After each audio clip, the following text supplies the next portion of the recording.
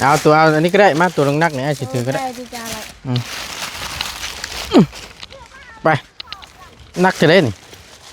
เอาก็ดีแล้วฉันเขาบอกนั่นน่ะเป็นยี่ดอกไปเฮ็ดเป็นยี่ดอกมาฉันมาพี่ก่อนเฮ้ยมึงเนี่ย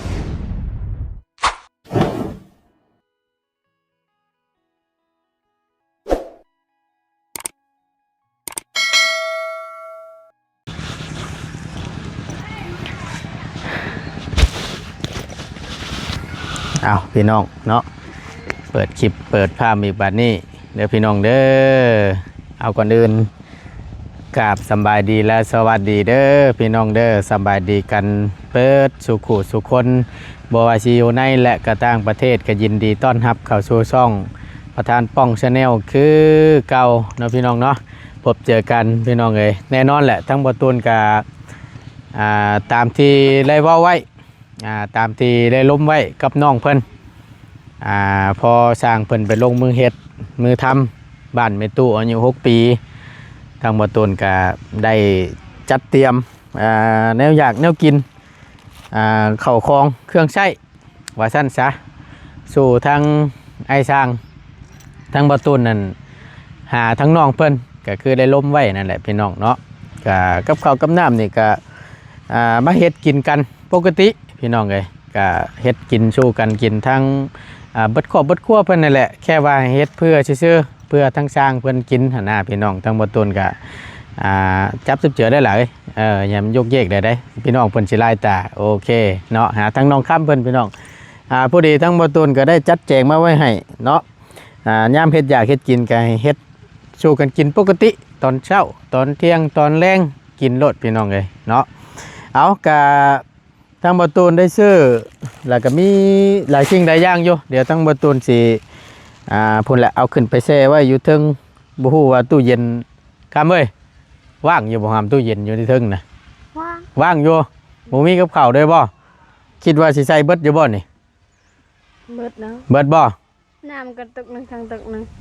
ลายน้ำ2 ตุกนึงตายคักบัดกล้าบ่เบิดบ่กับข้าวเราเบาซื้อมานี่จัดเทช่องฟิตน่ะคิดว่าได้เบิ่งกล้าบ่เบิดเนาะโอเคบ่ตูนได้ซื้อได้สิ่งได้อย่างอยู่พี่น้องเนาะผู้ดีพี่น้องเอ้ยทั้งบ่ตูนก็ได้นี่มีหมักพริกอีกส่วนหนึ่งเด้อบ่ตูนใส่เบิ่งหมักพริกปลาเล็กนี่หรือว่าปลาล่านะพี่น้องเอ้ยจัดไว้ให้เพิ่นได้กันน้ำมันน้ำตาลแป้งนัวเกลือพี่น้องเลยบ่ตูนบ่ได้ให้ยากน้ำหรอกตัวนี้นะบ่ตูนจัดแจงไว้ให้เกลือแป้งนัวน้ำตาลน้ำมันพืชปลาเล็กเนาะ2 กระตุกพี่น้องเลยแล้วก็กับหมักพริกน้ำ2 ถุงอยู่นี่ก็ได้ตัวนี้ส่วนหนึ่งพี่น้องเลยแล้วก็มีพร้อมทั้งไข่น้ำเนยแล้วก็เดี๋ยวบอตูนสิให้ขึ้นไปเบิ่งอยู่เทิงพุ่นน่ะแล้วแกะออกแล้วก็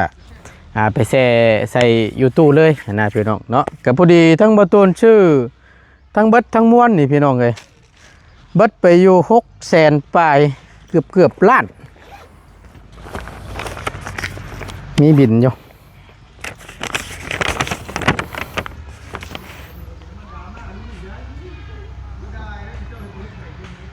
นี่เลยพี่น้องไงบัด687,000นี่รายการที่บอตูนซื้อเนาะผู้ดีพี่น้องไงก็มีทางผู้ใหญ่ใจดีอยู่ทางฝั่งไทยเนาะแล้วก็เป็นทางแม่ใหญ่ใจดีอยู่ฝั่งไทยท่านหนึ่งพอดีทางแม่แล้วก็อยากควมทำบุญนำกับเบาตูนเนาะ เอาบ่ตูนได้ว่าสั่นทั้งแม่ได้ฝากเงินมาให้ซื้อแนวอยากแนวกินสมทบร่วมนำบ่ตูนเด้อว่าสั่นพอดีทั้งแม่เราก็ให้ทั้งบ่ตูนจัดแจงซื้อแนวอยากแนวกินอาหารการกินไว้สู่ทั้งไอ้สร้างเรากินเด้อว่าสั่นทั้งแม่ก็สิพรเผาพรพันธุ์ว่าสั่นซะขอโทษขออภัยได้หลายพรพันธุ์ในร้านอาหารการกินน้ำในเด้อว่าสันเนาะกับพอดีทั้งบ่ตูนก็ได้เอาเงินของทั้งแม่เราเนาะซื้อกับข้าวกับน้ำซื้อแนวอยากแนวกินส่วนหนึ่งพี่น้องเลยชุดนี่แหละเอาไปไว้ให้ทั้งแม่เราฝากเงินมาให้ 1,000 บาทก็เกินอยู่น้อยหนึงก็บ่เป็นหยังทั้งบ่ตูนเติมใส่น้ำเนาะพอดีทั้งแม่เราก็แล้วแต่เหตุสมมาพระควรเราบ่ตูนจัดการโลดแนวอย่างแนวกินทั้งลูกซื้อไปโดดเด้อเราว่านี่พี่น้องทั้งบ่ตูนก็เลยเอา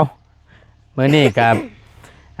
บ่ตูนก็ได้จัดแจงไว้ให้เพราะว่าสร้างเราก็ไปลงมือเฮ็ดมือทำแล้วเนาะก็พอดีซื้อเตรียมไว้ให้พี่น้องเลยเบิดเท่าไรก็ยามันเนาะเฮาซื้อเอาซ้ำนี้มาก่อนเดี๋ยวพอมันเบิดหรือว่าใกล้สิเบิดแล้วเฮาจังค่อยหามาไว้ให้อีกเนาะเอาก็เป็นทั้งแม่ใหญ่ใจดีอยู่ทางฝั่งไทยเนาะทั้งแม่แล้วก็บ่ได้ขอชื่อเสียงหนึ่งน้ำทั้งแม่ซอยทั้งแม่ตู้อายุ6 ปีเป็นกับข้าวกับน้ำเด้อว่าสันซอยในร้านนี้ว่าสันเนาะกะทั้งลูกกับบ่มีอย่างตอบบุญแทนคุณก็มีแต่คำอวยพรโดยใช้ที่จะทรงถึงไปฮอดแม่เนาะอยู่ทางฝั่งไทยก็ขอขอบบุญขอบคุณขอบอกขอบใจทางแม่ใหญ่ใจดีใดๆเด้อเนาะที่มีน้ำจิตน้ำใจบิแบ่งชดชอยมาในครั้งนี้เนาะรวมอนุโมทนาทำบุญน้ำกันทางบ่ตูนก็ขอขอบบุญขอบคุณแทนทางเมตู้ใหญ่ใจดีเนาะเมตู้อายุ6 ปีพี่น้องเลยก็ขอให้ทั้งแม่และพร้อมครอบครัวจงมีแต่สุขภาพแข็งแรงเนาะสุขกายสบายใจเด้อแม่เด้อปรารถนาสิ่งใดขอให้สมคำมุ่งมั่นหลังปรารถนาบ่ว่าเสียธุรกิจการงานใดๆค้าขายง่ายมือยังอยู่ณตอนนี้เนาะก็ขอให้ขายดิบขายดีขอให้เฮงๆปังๆลำๆรวยๆเด้อแม่เด้อไปใส่มาใส่ก็ขอให้เดินทางตลอดปลอดภัยเนาะขอให้โยมหมั่นก่อนยืนเด้อแม่เฮ็ดบุญในครั้งนี้ก็ขอให้ได้บุญได้หลายเด้อแม่เด้อสาธุเด้อเนาะเอาเดี๋ยวทั้งบ่ตูนสิหาน้องเพิ่นมาหิวไปก่อนบาดนี้เดี๋ยวไปจัดแจงเบิ่งตู้เพิ่นก่อนบ่ฮู้ว่าสิใช้พ่อบ่หรือว่าจังใดเนาะเพราะว่ามันมีหลายสิ่งหลายอย่างอยู่พี่น้องทั้งบ่ตูนจัดเตรียมไว้ให้เดี๋ยวบ่ตูนลงไปทั้งบ้านเดี๋ยวสิหาเบิ่งประเภทอาหารแห้งนำเพราะว่าทางอยู่แถวซิโนเนี่ยมันสิมีหลายเนี่ยพี่น้องเดี๋ยวบ่ตูนสิไปหาเบิ่ง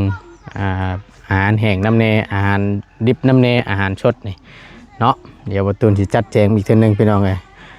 รอบแรกเอาซ้ำนี้ก่อนเนาะพอใกล้สิเบิดแหละแล้วก็จังค่อยว่ากันพี่น้องเอาเดี๋ยวหาทั้งน้องเพิ่นนั้นมาหิวน้ำกันก่อนเป็นจังไดคำทั้งเอื้อยตัวดีขึ้นแล้วบ่ดีขึ้นแล้ว เบิ่งในคลิปลุงเฮิมพี่น้องลงเมื่อเช้านี่ป๊าดโตให้ห้องต้องแตกอยู่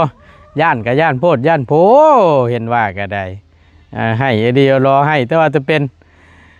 ห้องกากอยู่เป็นนั่นแล้วฮะเป็นนั่นแล้วแนวนั้นบ่แต่ละเถื่อโอ้ยเนาะเบิ่งคนเด้ใหญ่เช้าปลายปีเลยเด็กหน่อยกับบ่ปานโตไปชั้นบ่ตัวกะฮะบ่ได้ห้องชั้นละว่าบ่ได้ให้ชั้นละว่าบ่ได้ให้เนาะดีแล้วโอ้ยสำนั่นซื่ออดเอาเด้อเฮ้ยเบิ่งเปื้อนน้ำเนยหน่อยนึงแล้วพี่น้องอีกขี้ต้มทางยังบ่ทันแห้งเนาะก็คอยมาเดี๋ยวบ่ตูนสิจัดแจงยังขาดอยู่กับแม่นข้าวแหละพี่น้องทั้งบ่ตูนก็ได้สั่งไว้แล้วอยู่พุ่นแหละเดี๋ยวจะได้ให้เพิ่นเข้ามาชงพอดีทั้งบ่ตูนสั่งไว้ให้เป็นที่เรียบร้อยแล้วเรื่องนี้บ่ตูนจัดแจงไว้ให้พี่น้องบ่ต้องห่วงหลายผู้หลายคนเพิ่นน่ะโอ้ยบ่ตูนได้ว่าซั่นมันสิบ่ยากน้องเพิ่นบ่ว่าซั่นก็ ก็บ่ได้ไปทั้งไรนะพี่น้องไอ้เขาหน้าเพิ่นก็เกี่ยวแล้วเรียบร้อยไปแล้วก็มันนี่นะทั้งบ่ตูนก็เลยแบบต่างหานั่นแหละพี่น้องก็หาแล้วก็ซอยกันเอาบุญน้ำกันว่าซั่นซะเนาะทั้งน้องเพิ่นก็ว่าอยู่บ่เป็นหยังว่าซั่นดูตนว่าซั่นดูตนทั้งช่างเพราะว่าทั้งบ่ตูนให้นอนอยู่พี่เด้เพราะว่าไปพุ่นแหละมันบ่มีหม่องรับหม่องนอนนะพี่น้องหนึ่งมามันก็บ่ได้ไกลปานใดทั้งบ่ตูนก็ได้เอ้าให้เพิ่นพักอยู่พี่แล้วก็ทั้งบ่ตูนก็ช่วยเพิ่นไปในโตเลยช่วยแบบใดว่าติช่วยข้าวน้ำอาหารการกินนี่แหละพี่น้องเอ้ยทั้งเฮาก็ตอบแทนเพิ่นไปในนี้เพราะว่าบ่ตูนก็บ่ได้ว่าให้เฮ็ดแต่เฉพาะช่างเด้เฮ็ดกินน้ำกันนั่นแหละเบิดครอบครัวกินน้ำกันมีหยังก็กินให้กินน้ำนั่นแหละพี่น้องเอ้ยบ่ได้ว่าสิเอาไว้เฮ็ดให้แต่ช่างดอกบ่ตูนบ่ได้นั่นทั้งพ่อกับแม่เราก็ทั้งพ่อพรกับแม่ติ๊กเราก็บอกอยู่เนาะก็ถึกแล้วล่ะลูกเอ้ยเราว่าให้กินน้ำกันถือว่ามีหยังก็ช่วยๆกันเราว่านะพี่น้องเอ้ยเนาะไปสั่นเดียวไปตามทั้งน้องเพิ่นก่อนเนาะแป๊บนึงเอ้ย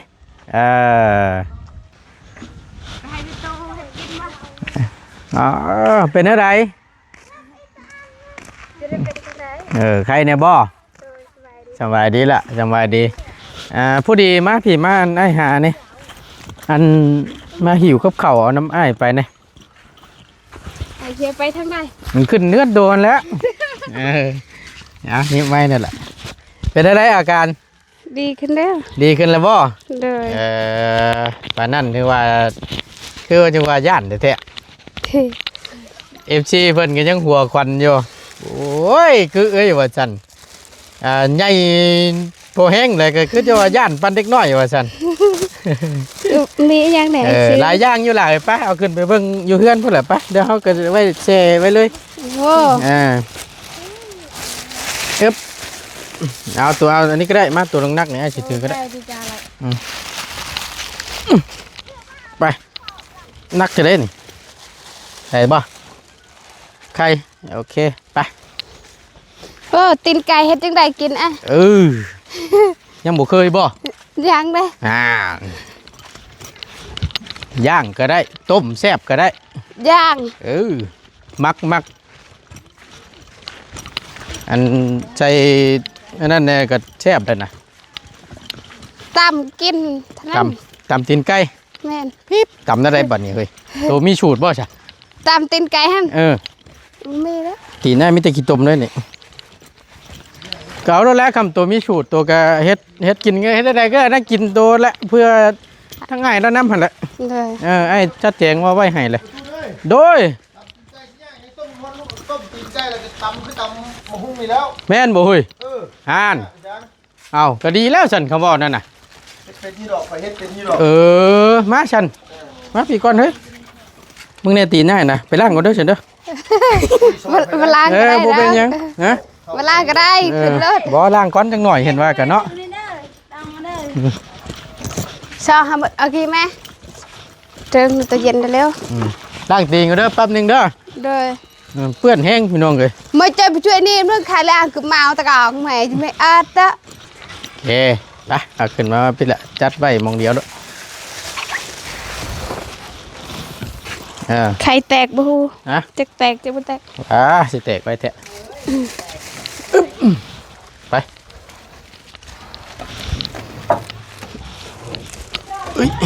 ชอชิได้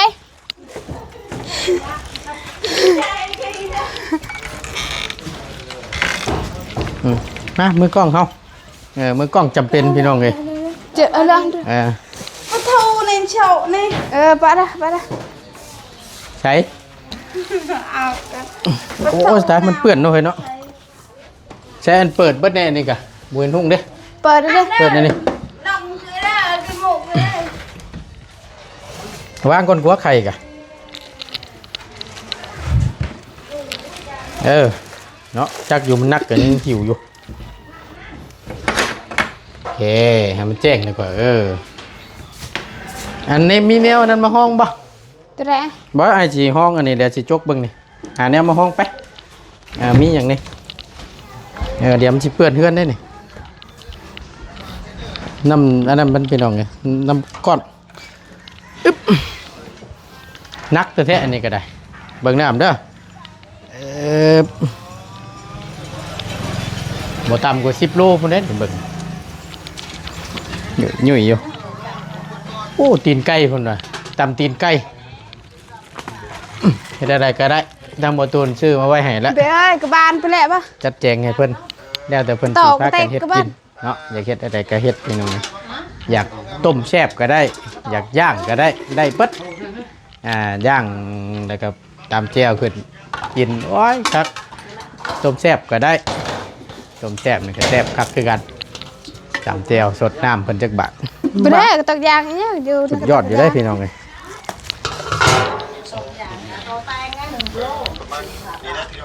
โอ้ยนักนะไม่ได้จังเช็ดเนาะ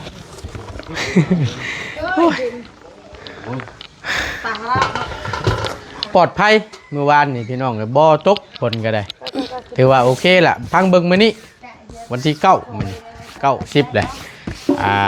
ถ้าว่ามันผ่านไปมื้อนี้ก็แม่นถือว่า นี่ไว้ได้หนึ่ง เบิดและบัดนี่คำสิบ่มีลูกใหม่มาอีกพายุ ก ก็ ระ ได้ ตา สิเข้าสู่ฤดูหน้าหนาวแล้วบัดนี่เนาะเพราะว่าหมอจอจั่นเข้ามาได้พี่น้องบ้านเฮาเรียกว่าเป็นเดือนลาวกะเดือน12แล้วพอสิว่าโอเคมาพี่มาอึ๊บห้องนึงมาพี่ก็ได้มาจังให้เปื้อนบัดเดียวเด้อโอเคอึ๊บเช็คเบิ่งบัดในตู้เย็นเจ้าน่ะมีหยังแน่อึ๊บ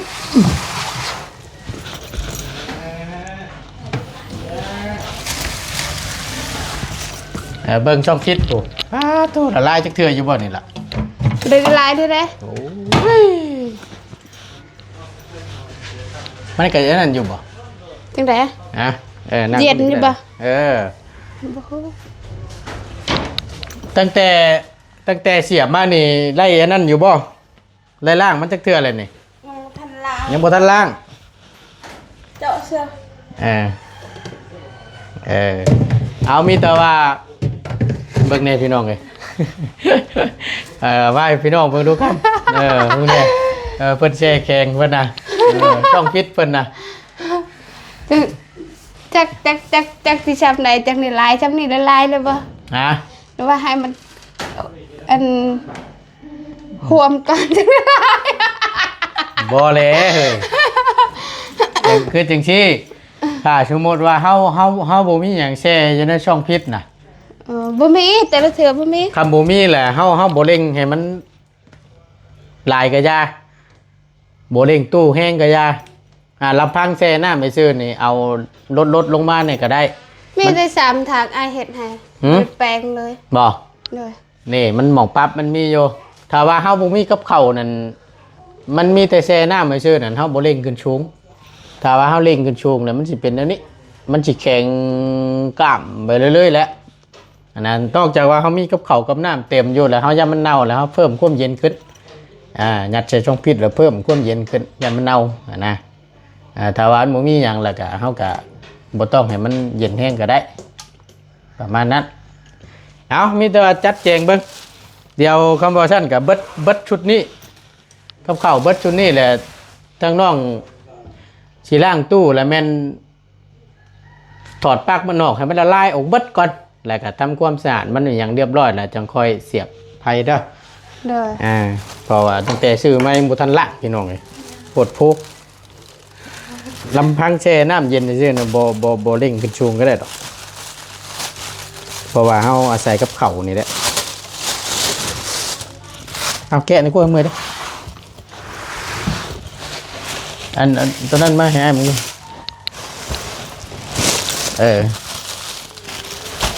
เจ้าก็เถอะเดี๋ยวนี้มันก็ไม่ตรังใจจาเลย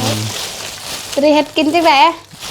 แล้วใดก็พากันเฮ็ดนั่นนะสิย่างบ่หรือสิหยังก็สุดแล้วแต่ตัวพากันเฮ็ดกินกันปกติตัวนั่นแหละแค่ว่าเฮ็ดเพื่อสร้างน้ำตัวนี้สิเป็นไก่สิ้นไก่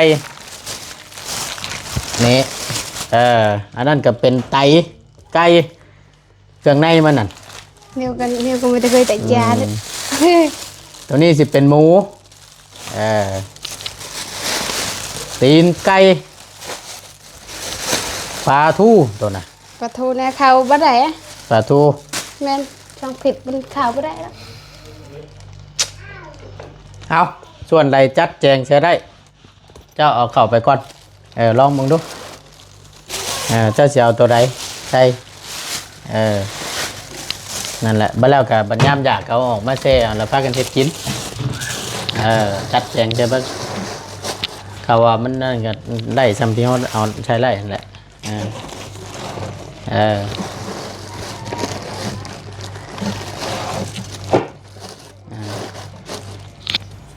เพื่อกี่กันไกลเด้อตัวนั้นก็ใส่ทั้งล่างนี่ก็ได้นี่ช่องตัวนี้ตัวลุ่มนี่ก็ได้คือกัน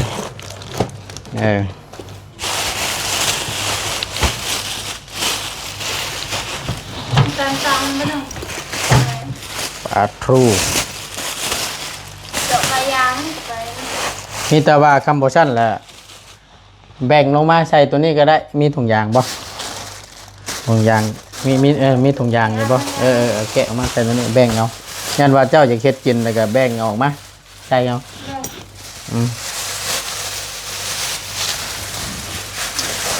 ตีนไก่ใส่แล้วบ่ตีนไก่จนเด้อตัวลุ่มนะตัวนี้โอเคนั่นแหละตีนไก่เวลานั่นก็เอาเฮ็ดกินรสเตอกันนั่นแหละได้บ่ติดอยู่บ่มันติดเล่นน่ะเอายายก่อน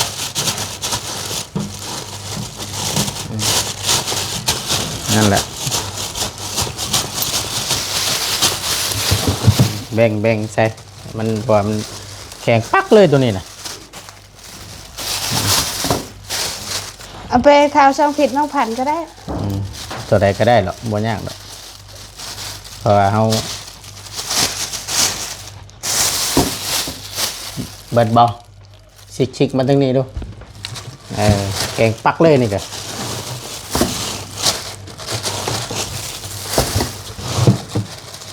ไว้ให้ย่างขั่วย่างก็แล้วแต่เจ้าหรอกเฮ็ดรถให้เตรียมมาไว้ให้เลยถ้ากันเฮ็ดกินน้ำกันเห็นเด้อเบิดครอบครัวเจ้าหั่นแหละถ้ากันเฮ็ดแล้วก็เฮ็ดเพิ่มอันขึ้นมาหน่อยนึงเท่านั้นแหละชื่อปลาบ่น้องปลาทูเด้อโลหนึ่ง40,000บ่ชื่อบ่หาบ่ว่ากันแวะเบิ่งได้เด้อเอาได้บ่แล้วก็เบิดบ่มันติดน้ำก้อนนะเห็นบ่ไอ้บ่ได้บ่ไปเยอะตัวเทิงดิเอาขึ้นตัวไหนนะเอาขึ้นไหนปุ๊บ่กึบ่ได้ทอดนอกเอาขึ้นไหนปุ๊เอาขึ้นไปได้บ่ตัวเตะเนาะเอาธงตัวนั้นลงมาไว้ทองชีนนะคือตัวชีนน่ะลงมาไว้อยู่ลงสิโอเคนั่นแหละเอาตัวนั้นขึ้นบัดนี้โอเคได้บ่จะยัดมึงดูซะตัวนี้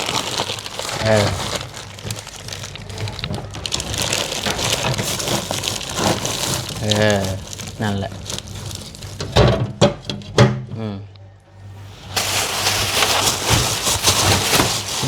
โตมันนอนจังซี่มันกำลังเริ่มละลายนี่กะกำตัวเช็ดกินยามแรงกะเลือกเอาอยู่ในนี้นะครับว่าได้บ่ละบาทนี่บัดทองเกยเว้ย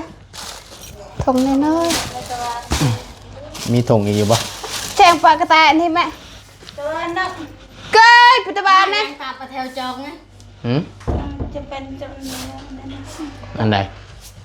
นึกขัดชาติมันจะทองไปปอยทองอย่างแถวจองกิโลเมตรเอาอันนี้ไข่กับตัวก็แกะไว้แทนตัวก็ได้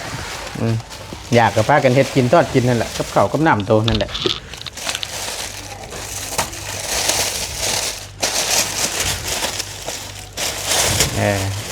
แกะออกด้วย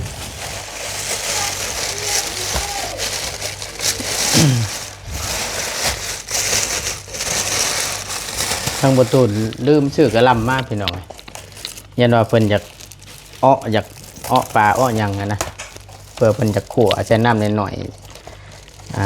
จับเราคือเฮ็ดเป็นนี่ดอกน้องคำเก่งอยู่ดอกไม่กลัวเพิ่นนี่เฮ็ดกับข้าวกับน้ำโอเคมา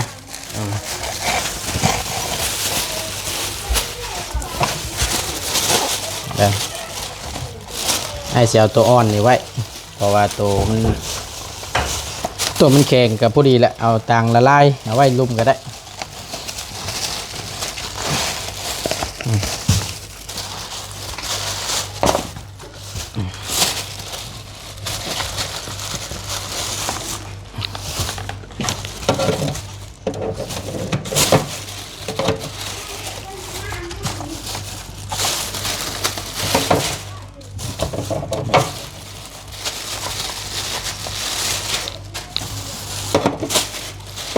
หันค่าแล้วตัวก็เปิดห้านแล้วก็ซื้อแนวกินมาขายน้ำเด้อขายเป็นอยู่บ่ลองเบิ่งเห็น ลองเบิ่งเนาะ เลย ขายไปน้ำยากดอกเดี๋ยวมันกับอันตัวมัดในตัวมันดอกของนั่นนี่ของค่าของขายนะครับมันก็ค่อยๆแหละค่อยๆอันขายไปค่อยๆเฮ็ดไปที่ละอย่างก้าวกระโดดกับบ่ได้เลย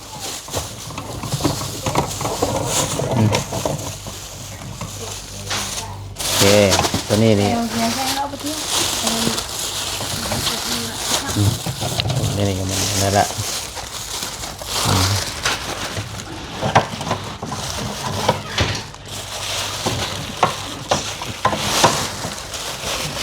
แนวตรงยางนะมาซ่อนนี่ก็ได้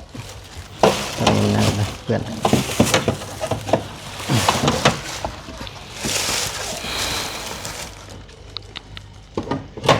โอเคนั่นแหละเอาถุงนั้นมาโอเคมัดแล้วก็ยัดไปเลยถุงนี้เลยเอาขึ้นหันตัวนี้2นัด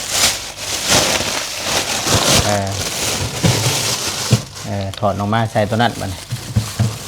ขาวหวานบวกค่าน้ำก้อนมันก็จะได้หลายเติบอยู่ดอกเต็มยัดพี่น้องเลยเบิ้งนี่ให้พี่น้องคุณเบิ้งนี่โอเคสั่นไปบันนี่มิเตอร์เก็บไว้เล็งตู้ขึ้นขาวหวานนั่นกับคำว่านั่นกับพอละมันแข็งละบัดชุดนี้แต่จังล่างเด้อเอาบัดชุดนี้จังล่างไปอันนี้เป็นเครื่องครัวเด้อมาพริกมาไว้นี่แล้วก็นี่แหละเกลือมาพริกนัวปลาแหลกน้ำตาลน้ำมันไอ้จัดไว้ให้เอาไปไว้เมียนยังนะคือจังหวะยิ้มเปื่อยอยู่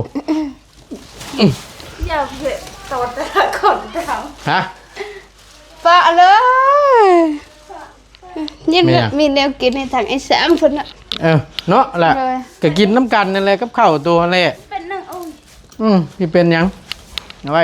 นั่นแหละปิดรถไฟนั่นนะก็ถือว่าตังช่อยเทโตไปน้ำช่อยในโตตั้งโตไปน้ำนั่นแหละอันนี้บ่อเข่านั่นนะต่อเลยก็ตลอดชีวิตเป็นเนี่ยคนไหนโอเคสั่นไปนั่นนั่งเล่นนั่งได้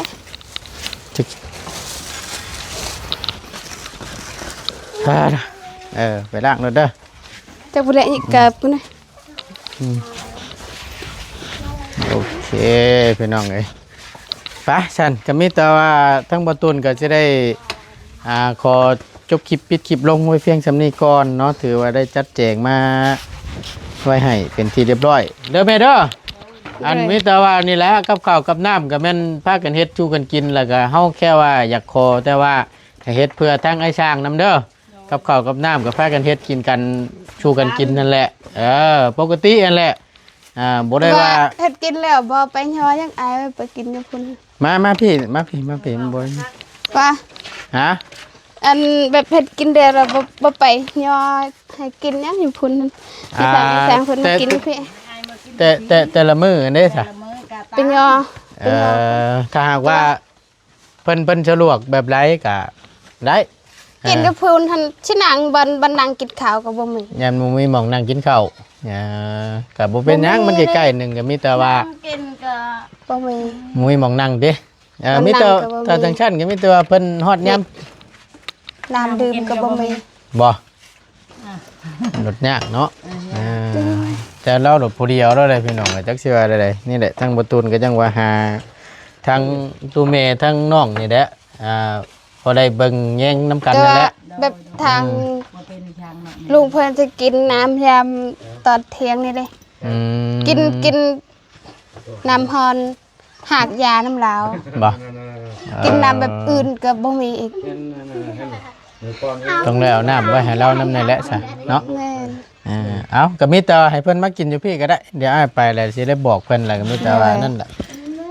กินแล้วก็ไปเอาอ้ายมากินอยู่พี่กินแล้วพักผ่อนแล้วจะไปเฮ็ดอีก บ่ไปเอาก็ได้หรอกเดี๋ยวย่ำเที่ยงๆมีแต่ว่าเพิ่นแล้วแหละเพิ่นย่ำหิวแล้วเพิ่นก็มากินนั่นแหละ แม่น ถ้าเจ้าก็ มันสะดวก แม่น ตอนเช้าก็กินอยู่พี่ตอนแรงก็กินอยู่พี่บ่ โดย ง่ายยัง โดยมีแต่ว่าทั้งไอ้หานี่เด้อกับข้าวกับน้ำก็เฮ็ดพากันกินนั่นแหละคือเฮาเฮ็ดกินปกติปกติเจ้าคือเราอยู่เฮ็ดเรือนมีตู้เจ้านั่นแหละก็เฮ็ดกินน้ำกันนั่นแหละ กินนำกัน เจ้าอยากเข้าเที่ยงเจ้าก็เฮ็ดเฮ็ดแล้วก็แค่เฮ็ดเพื่อซื่อๆนั่นแหละนี่หยังก็พากันจัดแจงโลดซื้อกับข้าวกับน้ำเอาไว้ให้อยู่เกลือพริกบิ่งนัวเฮาหมวยยากน้ำตัวนี้น่ะเบิดแล้วให้บอกเด้อเครื่องใช้ในครัวเรือนนี่แหละแนวอยากแนวกินสำนั้นแหละบ่มีหยังดอกง่ายๆก็หาสำนี้แหละหาเฮือหาแห้งน้ำคือตัวเห็นนั่นแหละ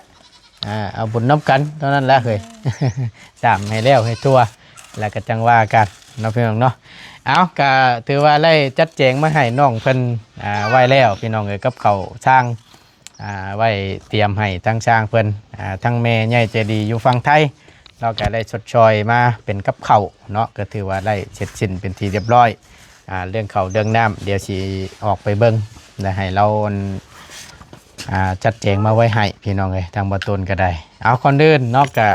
ขอขอบบุญขอบคุณขอบใจทางไม่ใหญ่ใจดีอยู่ทางฝั่งไทยเด้อเนาะที่ชดชอยกับข้าวกับน้ำในครั้งนี้ก็ขอให้ทั้งแม่พร้อมพร้อมครัวจงอยู่ดีมีแห้งความเจ็บจะสู้ได้ความไข่จะสู้มีเด้อปรารถนาสิ่งใดขอให้สมคำมุ่งมั่นลังปรารถนาเด้อแม่เด้อบ่ว่าเสร็จธุรกิจการงานใดๆค้าขายง่ายมืออย่างอยู่ณตอนนี้ก็ขอให้เจริญรุ่งเรืองเด้อสาธุเด้อเนาะขออยู่ดีมีแห้งไปสันทั้งอ้ายก็จะได้ออกไปเบิ่งข้าวเบิ่งน้ำก่อนเป็นอะไรเดี๋ยวสิจัดแจงมาไว้ให้อีกเด้อ เลย ตอนนั้นเบิดแล้วบ่2กระสอบยุ่นให้ต่ำๆนะ หมดกระสอบหนึงแล้ว เบิดสอบหนึงยังสอบหนึง โดยตัวกระสอบหนึงก็กินแล้ว อันนั้นบ่เกี่ยวอันนั้นบ่เกี่ยว เลย อันนี้บ่ตูนจัดแจงไว้ให้อีกต่างหากอันนี้ก็ได้เนาะส่วนหนึง1กินรสพากันกินรสให้แซ่บๆเนาะโชว์สีมือรถเด้อไปอยู่ดีมีแห้งพี่น้องเอ้ยขอบคุณในไลน์ FC ที่เข้ามาเป็นกำลังใจและติดตามรับชมคลิปโดยบ่ขามโฆษณาเนาะสิ่งที่สำคัญสำหรับคลิปนี้บ่ตูนกับน้องทั้ง3ลาไปแล้วอยู่ดีมีแห้งเจอกันคลิปหน้าสำบายดีเด้อพี่น้องเด้อไป